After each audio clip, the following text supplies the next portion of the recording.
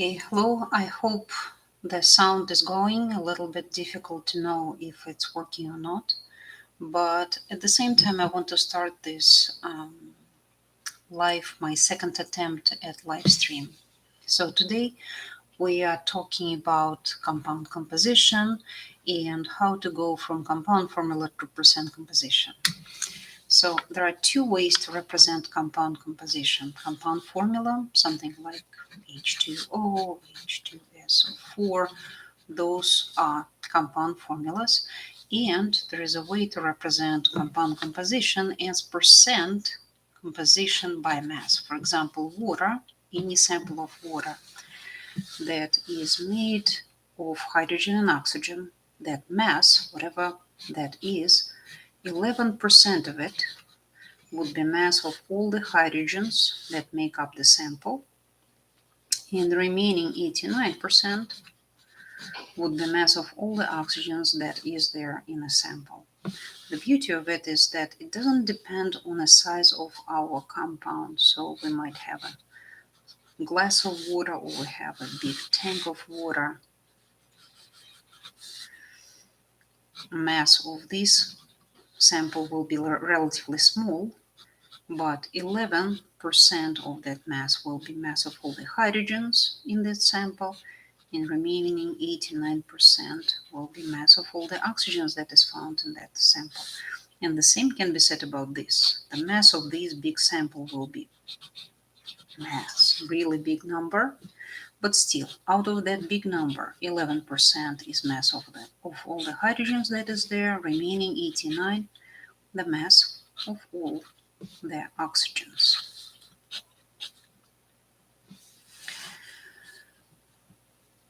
Okay, so our first mode of operation will be to learn how to convert compound formula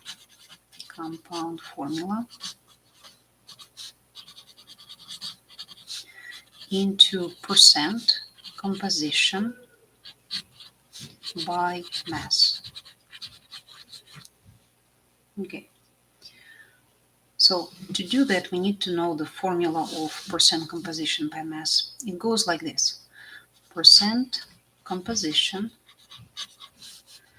equals mass of part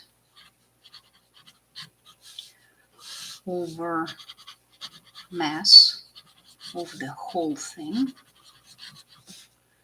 times 100%.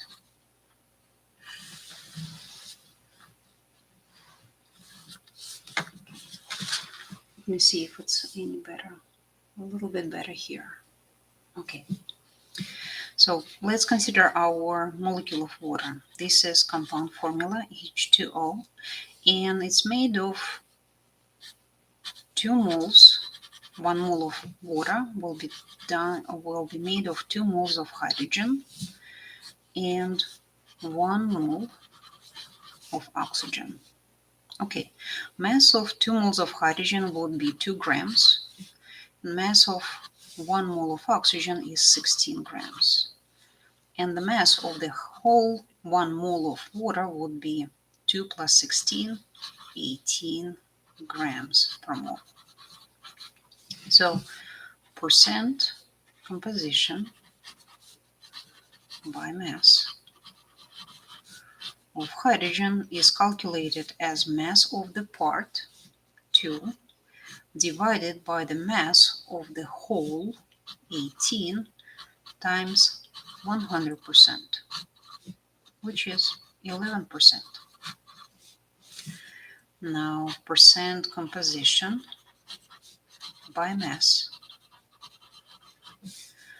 of oxygen will be 16 grams divided by mass of the whole 18 grams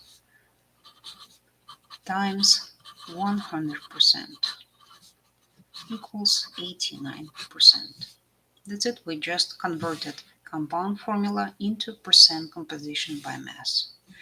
And notice this important detail that 11% plus 89% adapt to 100.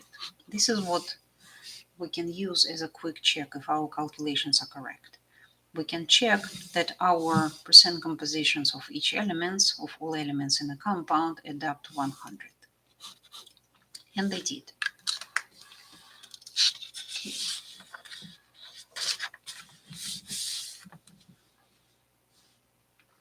Let's do another compound. Let's say that now we want to talk about maybe carbon dioxide, CO2.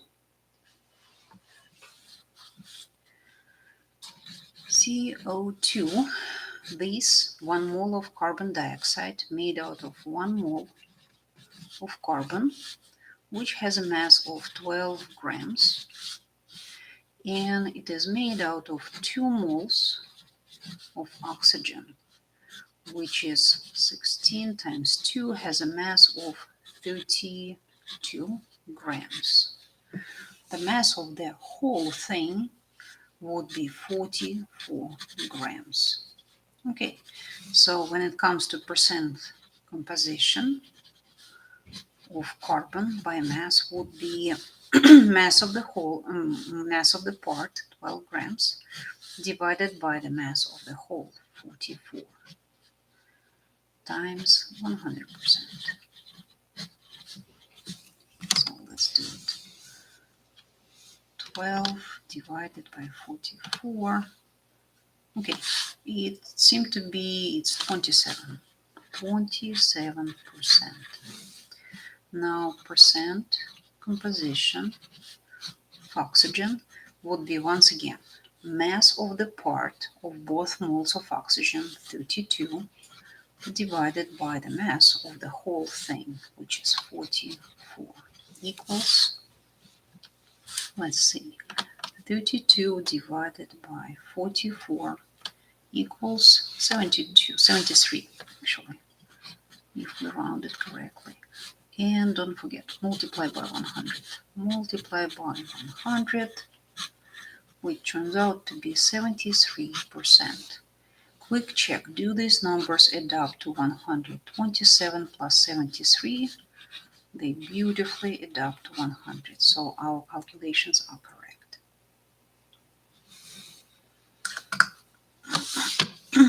One more example before we proceed from that point. Let's say we talk about compound that has something like this: C2H5OH, ethanol.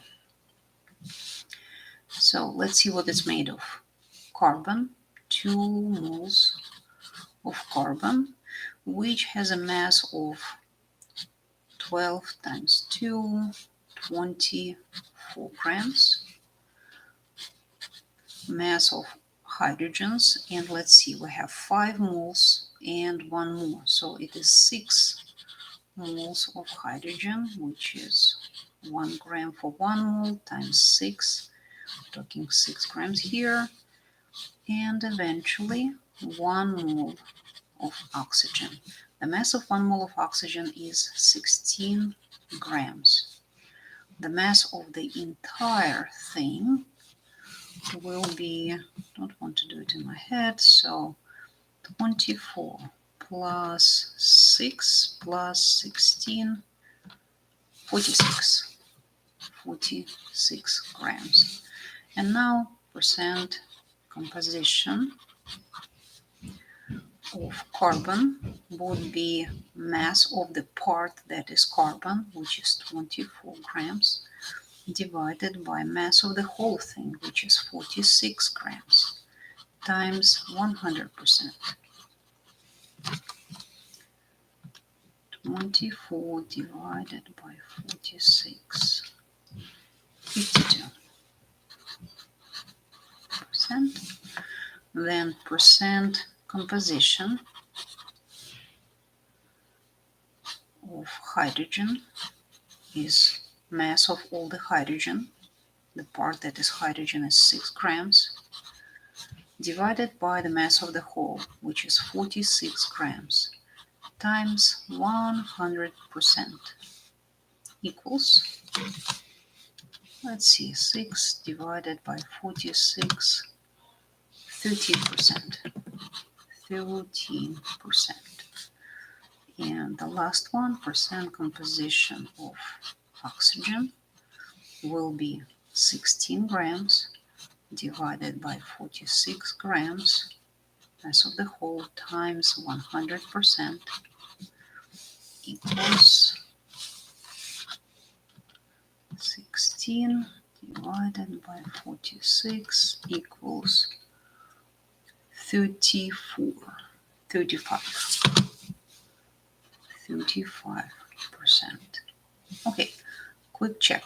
52 plus 13 plus 35. Does this thing add up to 100? 13 plus 35 equals exactly 100. Good, everything is correct. So this is how we convert compound formula into percent composition by mass. Now we will try to do the opposite. Now we will be learning how to get from percent back to the formula. So over here, let's actually take one of our examples that right from here. About this, somebody told me that I have a compound which has percent composition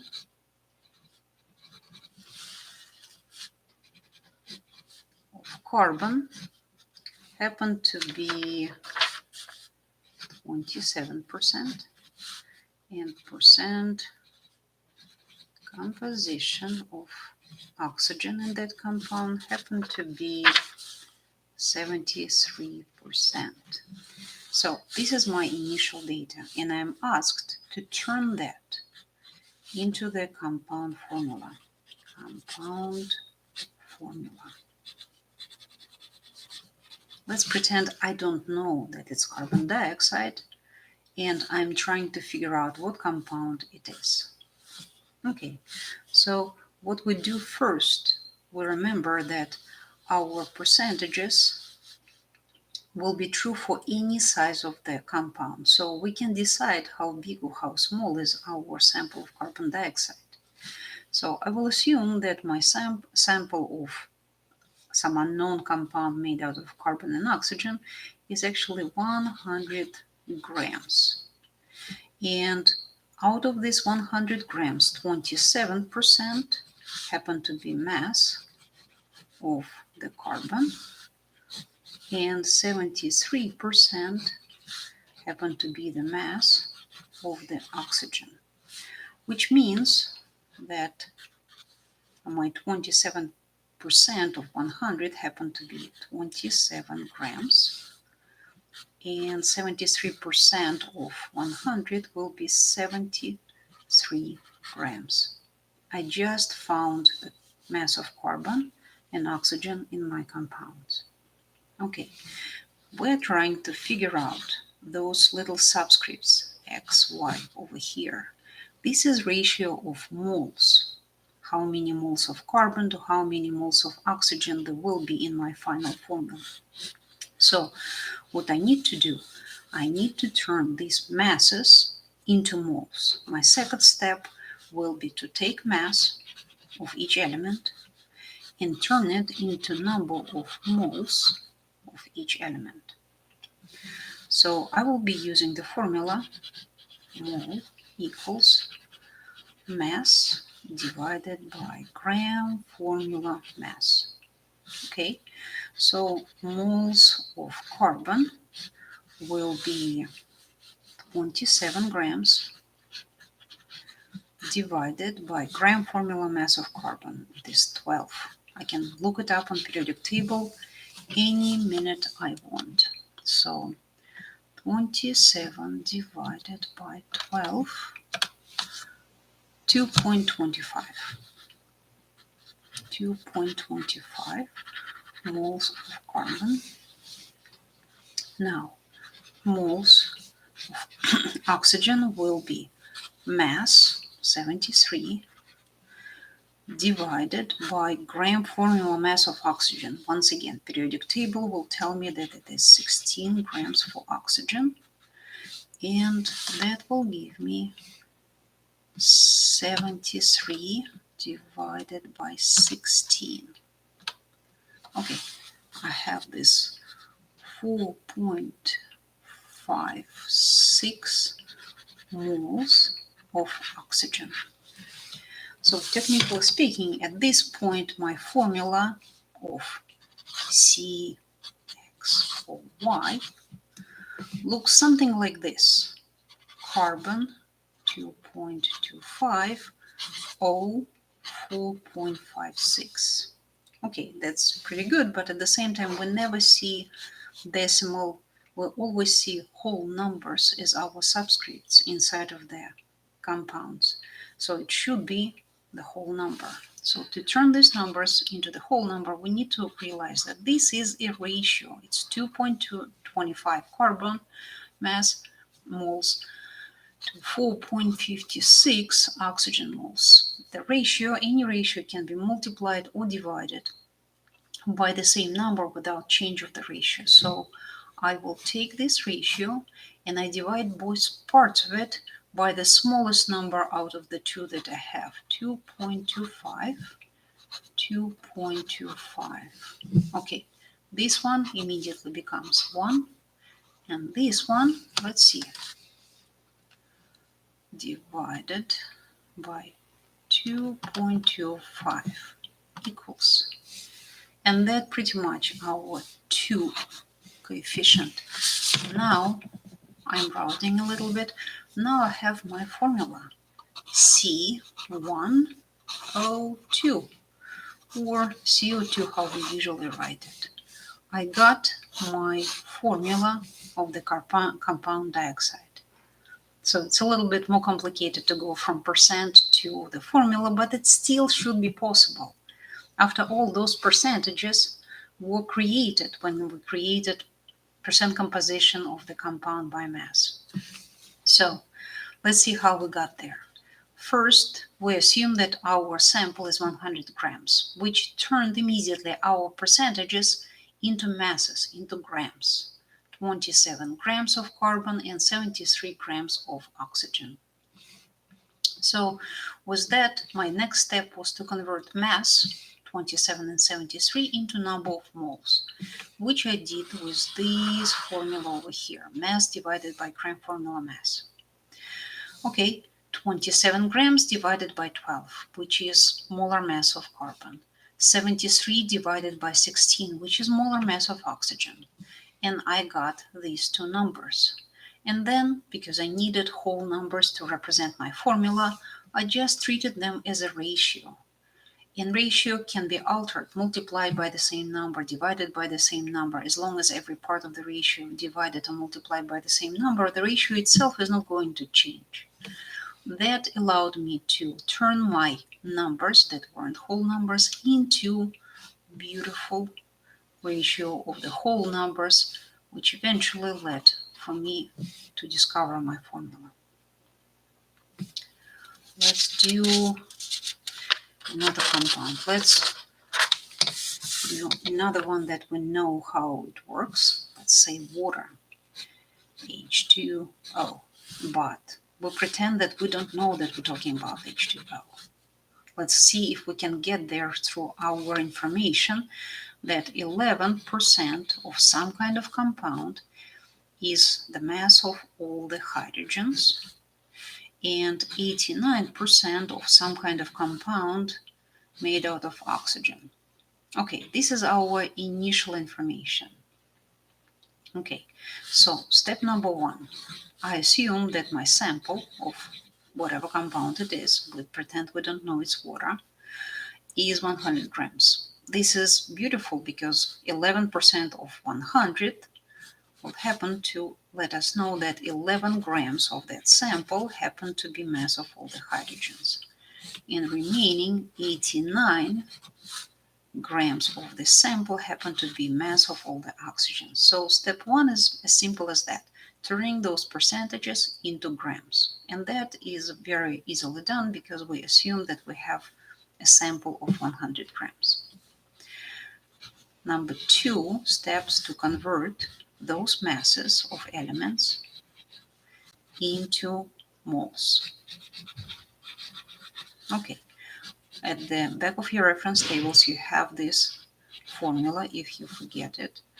Mass, mole calculated as mass divided by gram, formula mass. So moles of hydrogen will be calculated as 11 divided by 1. 11 it is. And moles of oxygen happen to be 89 divided by 16. Let's see. 89 divided by 16 equals 5.56. That's moles of hydrogen and that's moles of oxygen. So at this point, our formula H11O5.56 is almost there, but we need whole numbers in both of these places. So we remember that this is a ratio of moles, 11 to 5.56. Okay, what should we do to bring it to the whole number? Well, we can divide it by the smallest number or we can multiply it, because I can see that if I multiply this entire ratio by 2, this is what it will give me. 22 to this times 2 gives me 11.125. Okay, good enough for 11. Okay, we're rounding. And this time around, well, my next step to get to the smallest possible ratio, I will divide both sides of my ratio by the smallest number between two of them. That will turn out to be 2 to 1. So my formula is happen to be H2O1. Let me see if I could have done it a little bit faster. Could I have divided both equation by 5.56 and have the same result? 11 divided by 5.56, which is pretty much 2. Yeah, I could have skipped this entire step and could have done and jumped over here just a little bit faster if I would immediately divide both sides by the smallest out of the two numbers.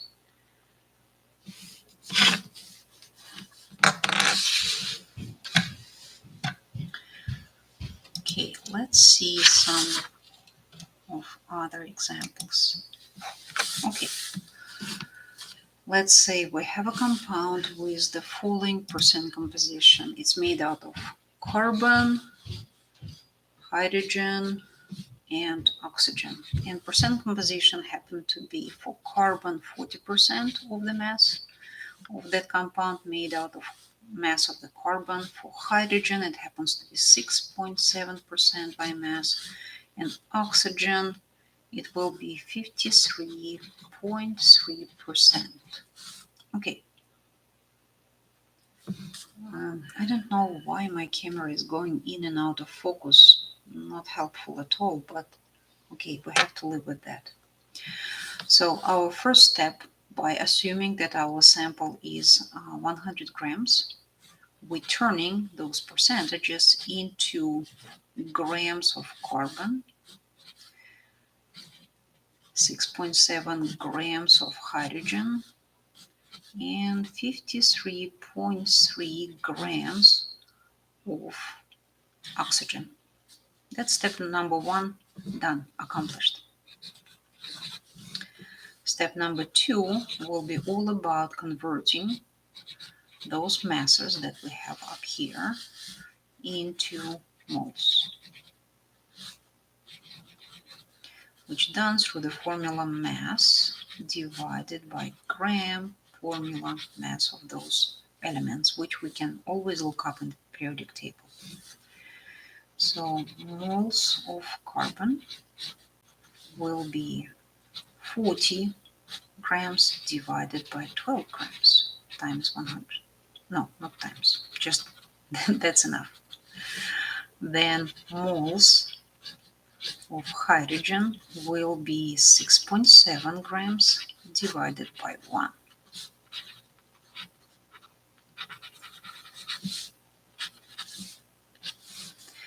And moles of oxygen will be 53.3 grams divided by 16. Okay, let's quickly see where we got with this. This one goes 3.33 moles of carbon. This one's 3.33 moles of oxygen. So I do have my ratio of the moles, which looks like this: 3.33 of carbons to 6.7 of oxygens to 3.33 moles of, sorry, not oxygens, hydrogens. This one is oxygens. Okay, to bring these numbers to the whole numbers, I will divide both of them by the smallest out of them all, 3.33, 3.33, 3.33. That gives me the ratio of 1 to 2 to 1. So my formula looks like this: C1H2O1. This is my formula for this compound. But here's the important detail. This is so-called empirical formula of a compound. Empirical formula. Empirical formula of a compound is the smallest, simplest whole number ratio of atoms present in the compound. So this part of it can be repeated multiple times in the molecular formula, in the real formula of the compound. So if this is the only information that was given to us, percentages by mass of elements, the empirical formula is actually all we can find about a compound. If we go back to our calculations of water, over here we found empirical formula of water. And over here, when we calculated carbon dioxide, it's empirical formula of carbon dioxide. So what is the difference between empirical and molecular real formula of a compound? Sometimes there is no difference, but sometimes there is.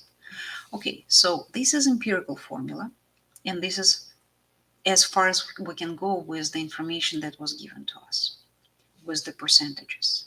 But let's say that we've been given an extra piece of information that gram formula mass of real compound, of that compound that has this empirical formula, happened to be known, and it is 180 grams per mole.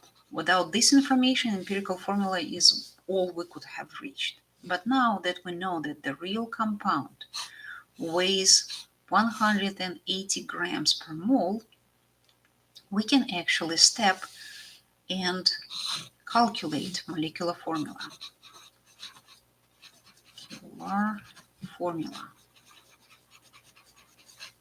Okay, so let's calculate gram formula mass of our empirical formula, our CH2O. That would be 12 plus 2 plus 16, which is 30. And now we need to see how many times 30 repeats itself to create mass of 180. To do that, we do this: 180 gram formula mass of the real compound divided by 30 gives us the coefficient of 6. And it means that our empirical formula repeats itself 6 times to create the mass of the full compound. So our molecular formula will be empirical formula 6 times repeated. So it will be C6H12O6. And that is molecular formula of the compound. So without this piece of information that we got later on in our problem, we would not be able to calculate molecular formula. We absolutely need this information to get the final step. But otherwise, from percent composition, we can only be sure that we can calculate empirical formula. Let's see one more example and maybe call it a day. Let's see how far we went so far. Let's say that we have a compound that have the following percent composition. Carbon, percent composition 38.67% percent composition by mass. Then we have hydrogen, and that happened to be 16.22%. And then we have nitrogen. How about that? Nitrogen, that is 45.11% composition by mass.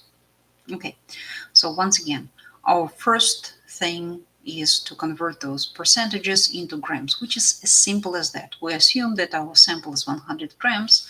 This immediately turns those percentages into grams, because 38.67% of 100 will be 38.67 grams, and so on and so forth. Okay, step number 2, converting those grams, the masses, into moles. So for carbon, moles of carbon, we are doing 38.67 grams of carbon divided by 12 grams equals. Then we do moles of hydrogen. So it will be 16.22 divided by 1. And moles of nitrogen will be 45.11 divided by 14. Okay, so that gives us 3.22 moles of carbon, 16.22 moles of hydrogen, and 45.11, 3.22 moles of nitrogen. So we have this. Our next thing is to turn those ratio of numbers into the whole numbers. So we're listing them as 3.12 of carbon. And then we have hydrogen, which is 16.22. And eventually we have nitrogen, which is 3.12. Once again, very frequently, all we need to do is just divide all numbers by the same smallest number out of the entire ratio, which brings us to 5. Like, we're dividing it by 3.12, dividing it by 3.12. So this division gives us coefficient 1. This division gives us 5, and this division gives us 1. So our compound empirical formula. So far, we only can be sure that we got to the empirical formula. Empirical formula of this compound will be CH5O. And this is as far as we can go with this information given to us. We cannot calculate molecular formula unless we're given additional piece of information. If we were told that molecular formula, that gram formula mass of this compound, real compound, real full compound, happen to be known, and let's say it is 31.06 grams per mole. Now that we are given this additional piece of information, we can step from empirical formula into the molecular formula. Molecular formula. We do that by calculating gram formula mass of our empirical formula, CH5O. It is 12 plus 5 plus 16 equals 31. And look at this. Our real formula looks like this. Our empirical formula looks like this. So apparently, if we do the division of real full compound formula, 31.06 divided by 31, we will end up with coefficient 1. What does it mean? It means that our molecular formula looks exactly like our empirical formula. That happens quite often. So this, up until this piece of information was given to us, we knew we got our empirical formula. After analyzing and comparing gram formula mass of the full compound with gram formula mass of our empirical formula, we came to realization that molecular formula that is right here happens to be exactly the same as the empirical formula.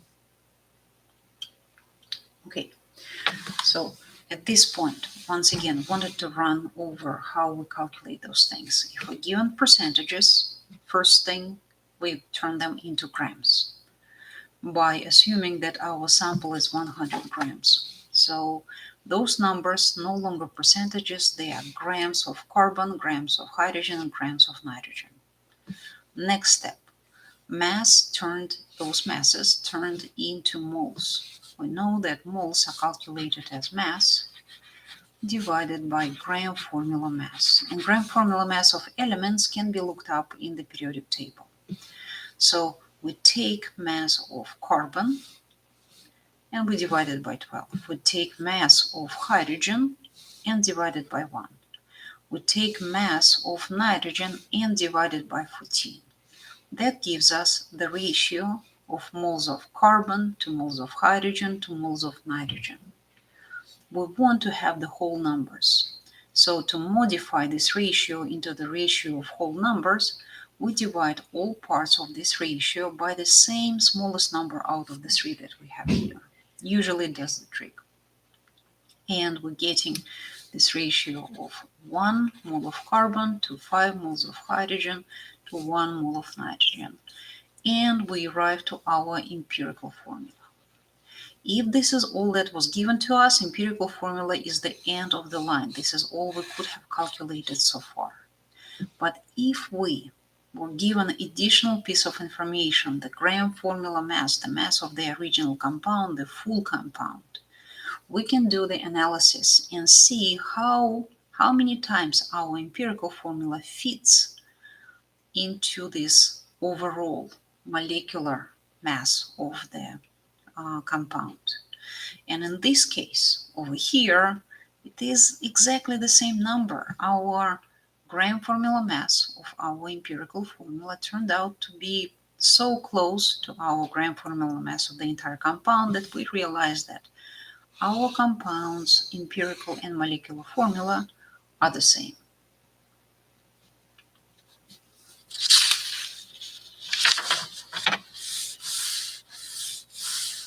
Okay, I think that should be enough. Let me finish it right here, right now.